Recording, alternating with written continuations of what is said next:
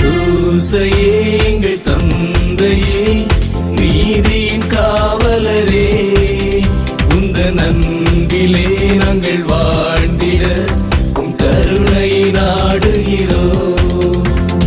சூசையே எங்கள் தந்தையே, நீதியின் காவலரே, உந்தன் அன்பிலே நாங்கள் வாழ்ந்திட உம் கருணையை நாடுகிறோம். காலத்தால் வரைய முடியாதவர், வர்ணங்களால் தீட்ட முடியாதவர், ஓரிரு சொற்களால் சொல்ல முடியாதவர், போலி இறைவாக்கினர்களைப் போல தம்பற்றம் அடிக்காதவர், சுயநலத்தோடு வாழாதவர், தன் வாழ்விற்கு முக்கியத்துவம் கொடுக்காதவர், அற்ப ஆசைக்கு இடம் கொடுக்காதவர் நம் புனித சூசையப்பர். வானங்களை ஆளுகின்ற, மேகமாய் நம்மை சூழுகின்ற, வயல்வெளி பறவைகளுக்கும் உறைவிடம் கொடுக்கின்ற, ஏதேன் தோட்டத்தை அழகான பூங்காவனமாய் மாற்றி கொடுத்த கடவுளின் திருவுளத்தை நிறைவேற்றியவர் நம் புனித சூசையப்பர். தன்னை மையப்படுத்தி வாழ்ந்திருந்தால் அவர் நம்மை போல் ஒரு சாதாரண மனிதராகத்தான் இருந்திருப்பார். இறைவனுடைய பார்வையில் அவர் அகன்றிருப்பார். ஆனால் பிறரை மையப்படுத்தி வாழ்ந்தமையால் இறைவன் அவர் மேல் திருவுளம் கொள்கின்றார். இதற்கு முக்கிய காரணம் அவர் திருச்சட்ட நூலில் உள்ள கட்டளைகளையும் நியமங்களையும் தன் வாழ்வில் முக்கியமாக கருதினார்.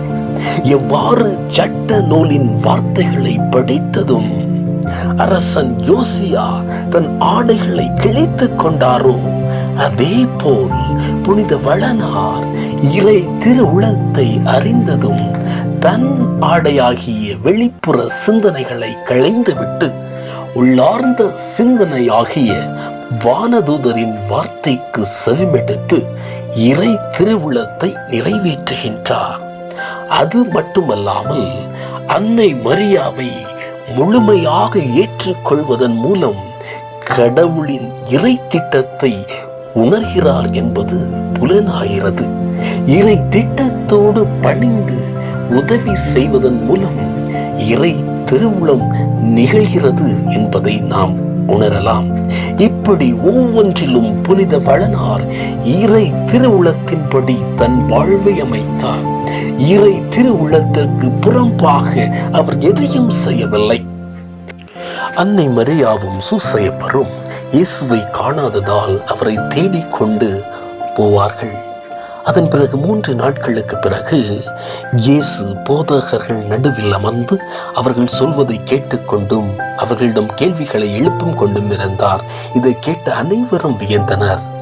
அதே நேரத்திலே அவருடைய பெற்றோர் அன்னை மரியாள் இயேசுவை பார்த்து, மகனே, ஏன் இப்படி செய்தாய்? இதோ பார், உன் தந்தையும் நானும் உன்னை மிகுந்த கவலையோடு தேடிக்கொண்டிருந்தோமே என்றார். அவர் அவர்களிடம், நீங்கள் ஏன் என்னை தேடினீர்கள்?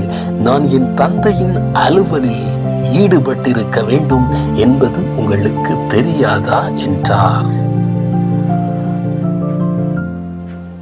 அதன் பிறகு ஒரு வார்த்தை கூட அவர்கள் பேசவில்லை என்பதன் மூலம் அவர் இறை திருவுளத்திற்கு அடிபணிந்தார் என்பது தெளிவாகின்றது. இறைவனின் தேவையை உணர்ந்து தன் வாழ்வை தாரமாக்கியவர், தன் வாழ்வை அர்ப்பணித்தவர். இப்படிப்பட்ட பாதுகாவலரை கொண்ட நாம் நம்முடைய வாழ்வு இறை திருவுளத்தின்படி இருக்கின்றதா என்று சிந்திக்க வேண்டும்.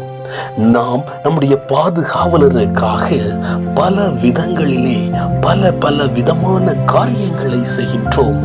ஆனால் இன்று நம்முடைய பாதுகாவலர் நம்மிடம் எதிர்பார்க்கின்ற ஒன்று, நாம் அனைவரும் இறை திருவுளத்தின்படி நடக்க வேண்டும், இறை சாயலின்படி நடக்க வேண்டும், இறை திட்டத்தின்படி வாழ வேண்டும். நம்முடைய குடும்பம் இறை திட்டத்தின்படி வாழக்கூடிய குடும்பமாக இருக்க வேண்டும் என்று அவர் விரும்புகின்றார். அப்படி வாழும்போது நம்முள்ள மகிழ்கின்றது, நம் வாழ்வு அர்த்தமுள்ளதாகின்றது. அதைத்தான் புனித சூசையப்பரும் தன் வாழ்வில் செய்தார். தன் வாழ்வை அர்த்தமுள்ளதாக்கினார். இதன் மூலம் அர்த்தமுள்ளதாக்கினார் என்றால் அவர் இறை திருவுளத்தின்படி நடந்து அனைவருக்கும் தாழ்ச்சி என்ற பண்பை கடைபிடித்து இறைவனுக்கு ஓந்தவராக வாழ்ந்தார். அதனால் தான் புனித சூசையப்பரை நாம் நம்முடைய பாதுகாவலர் என்று சொல்கின்றோம். ஆக நாம் உச்சரிக்கின்ற ஒவ்வொரு வார்த்தையும் புனித சூசையப்பரே எங்களுக்காக வேண்டிக் கொள்ளும் என்று சொல்லும்போது நம்முடைய உள்ளம் அகமகிழ வேண்டும், நம்முடைய உள்ளம் வருத்தப்படக்கூடாது. ஆக நம்முடைய வாழ்வு அர்த்தமுள்ளதாகும் போது, இறை திருவுளத்தின்படி நடக்கும் போது நாம் புனித சூசையப்பரே எங்களுக்காக வேண்டிக் கொள்ளும் என்று மகிழ்ச்சியாக சொல்வோம். அப்படிப்பட்ட அந்த மகிழ்ச்சியை தான் புனித சூசையப்பரே என்று நாம் ஒவ்வொரு வருடத்திலும் எதிர்பார்க்கின்றார்.